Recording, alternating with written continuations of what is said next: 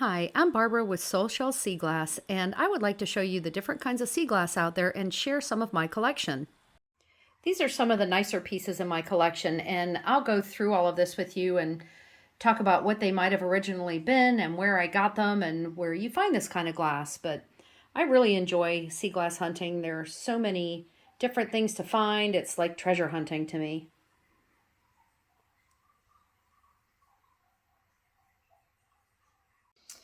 This isn't really sea glass, of course. This is some sand and coral and shells, but it's from Grand Cayman, and I really like this sand because it's got little pieces, pink pieces of coral in it. So I use it for a lot of my pictures, and I make beach in a bottle gifts that have sand and shells and sea glass in them. So it's good sand for that. So if you're ever in Grand Cayman, get some of their sand. This next bowl is what I call bubbles, and they're partial bottle stoppers, and they're from Seaham Beach in County Durham in England. And Seaham Beach, if you're familiar with sea glass, is famous for its sea glass and multis, and these bubbles come from a beach one over called Blast Beach. And they're just really nice because they're so rounded and frosty. And this is a partial bottle stopper here. I've never found a full bottle stopper.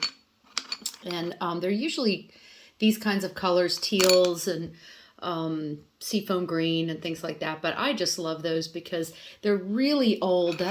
It takes probably 100 years for them to get like egg shaped like this. Then we're moving on to yellow insulators. These are from the Mediterranean coast. And these are old light bulb insulators that have been tossed around in the ocean for 50 to 100 years, and that's where we find these. And there's also a lot of other shades of yellow, and in fact I have one yellow safety glass that I found there as well.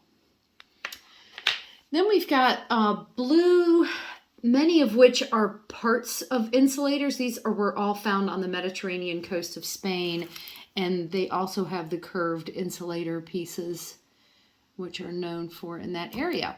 And then I've got just little jars of smaller colored pieces that I make rainbow collections out of when I sell them. I sell most of my sea glass to jewelers and collectors.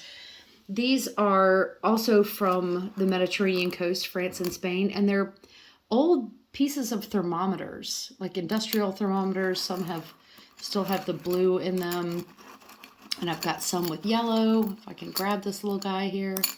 So this one has a little bit of blue in it, and then I've got some yellow ones of different sizes. Some are tiny and some are a little bit bigger. So those are kind of interesting. And I think this one is just like solid glass. That's just a cane. Then I've got some marbles, which are found France, Spain, England, and even here in Florida, which is where I live. So those are always interesting. I especially love these cobalt blue ones. I think those are really pretty. We got some cat's eyes. This is kind of unique. And then some solid greens and yellows. This glass is called Neodymium, and it actually changes color depending on the kind of light that it's in. So if it's under fluorescent light, it turns blue. And then sometimes in bright sunlight, it'll be sort of a pinkish color. And it's very difficult to find large pieces or pieces that are very smooth on the edges. So when you do, they're quite valuable. These are normally the kind that I find. Here's another little egg from Seaham area. This one is white, and I just really love these. Then I also find some bigger pieces. This was on the Mediterranean coast. It's unfortunate there was a chip in it, but it's kind of interesting because I found that it has a yellow stripe in the side. And I generally keep these because they're not worth a whole lot to sell, and I just think that they're interesting. I have a whole collection of these striped rocks from a beach near Nice on the Mediterranean. And hagstones also, we always keep the hagstones that have these little holes in them. This one I got on Seaham Beach, I think. And we've got a lot of sea tiles. Here's some shells that are local from here in Florida.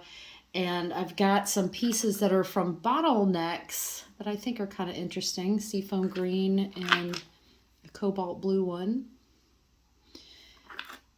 This is a shooter marble I found in Siam, so it's a little bit larger, you can see, than the other marbles, and it's just a white one, but still pretty interesting. And then I've got all these little periwinkle ones. They're not quite blue, they're not neodymium, they're just this color, and I separate them from the cobalt ones that I have over there. This piece, this cute, I love this little heart-shaped turquoise piece. This, I believe, is a bottle bottom, and I found this in Puerto Rico when I was on a cruise last month, and I just love it. It was stuck under a rock in the water, and I happened to see the sun glint off of it. I do have another video on where this beach was and how to get there if you go to Puerto Rico on a cruise ship. Then I've just got all of these little pieces that I make collections of, and I sort of keep them together. Here are some more thermometer pieces. These are a little bit larger, from industrial thermometers, and they turn out, I think these are really interesting, these sort of multicolored ones that are real frosty. They're funny shapes too, but they're all pieces of thermometers. And here are some multis. This is what Siam is also famous for, is these multis. They look kind of black, but then held up in the light. Let me see if I can get a good view of this. It's sort of this beautiful striped rose color, and that's what it looks like from the side. So they're all sort of from a glass factory that used to be there, and they would push the glass over the edge of the cliff at the end of every day, and this is what is left over from some of the things that they made there. Here's one that's amber brownish color. It's pretty. And then I've got a purple one. That one's a little bit darker. It is hard to sell the dark ones because you can't see them without the right kind of light. There's one from the side. And then I've got some big pieces from Spain that are have these weird white stripes in them, and they're pretty big. Like this is a pretty big piece. It's just got this white piece of glass right in the middle of it. And then sometimes you get some with a little color that are old art glass pieces. The art glass on the Mediterranean, if you get the right beach, and it's kind of hit and miss, is spectacular. These are some of the few pieces I have left. Like this one I think is so pretty. It's flat on the bottom, so it would make a beautiful piece of jewelry. And it's got like these flame looking things. It's orange and yellow and just gorgeous. I have sold a lot of my art glass, and art glass is a lot of times white on the back like this, so you know when you've found it. Here's a nice red piece, same thing. And I love this one. I don't think I'm going to sell this one. I really like it. I think I could make a nice pendant out of that. And then here's a weird little piece with this fluorescent neon orange stripe going through it. I think it's kind of cool. And then I have this is what's called bonfire glass, and it is also, the color is amberina, so it is red to yellow, and it's kind of heart-shaped, so I thought it was interesting, but it's not the most beautiful piece of glass just because it's kind of wonky. And here are some of the blue eggs that I found in Siam. I really love these. These I keep because you can get some money for these, but they're worth more to me in my collection. So I hang on to those. And let's see what else. I've got a couple more. I have a bunch of these multis from Siam Beach. And even things like this. I found this in Spain, and I think this is so beautiful. Could really make an interesting piece of jewelry. And it's perfectly smooth and uniform in size, and it's got this nice curve to it. I find a lot of sort of teal and turquoise and seafoam green. These I found in Spain, along with these gray pieces. This lemon yellow is my prized piece. I have never found such a large lemon yellow piece before. And I found it in the water, actually. It was early morning, and the sun was reflecting off of it. It was so pretty. Here's another lemon yellow, but this one's kind of, it's got a little pattern in it, but the shape isn't as perfect as that other one. And then you find a lot of little pieces like this that are also from art glass. And some of the insulators come, like they look like black glass is what we call them. I have another video on black glass. And you can see under strong light, like the light of a cell phone, you can see a little bit here what color they are. So this is a deep red color, but they just look black otherwise, so not terribly interesting unless there's light behind it. This is a piece of blue bonfire glass, which I also found really interesting. It looks like lava almost. Got a couple more large canes, some with yellow in them. I don't know what people do with these, but I usually manage to sell those.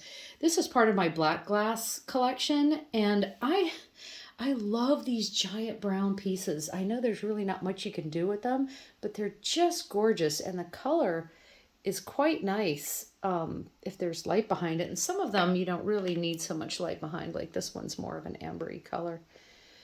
But they're very old because they're so well-rounded, and they're just massive pieces.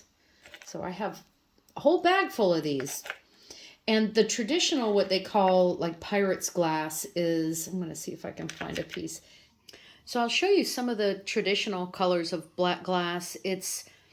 You might have heard it referred to as pirate glass or secret glass, and it looks black like this, looks like a rock. But then when you put it in front of a bright light, like your cell phone light or a bright LED light, you can usually see the color, and it should be like a olive green or amber color. That's the oldest glass, and it can be up to 400 years old.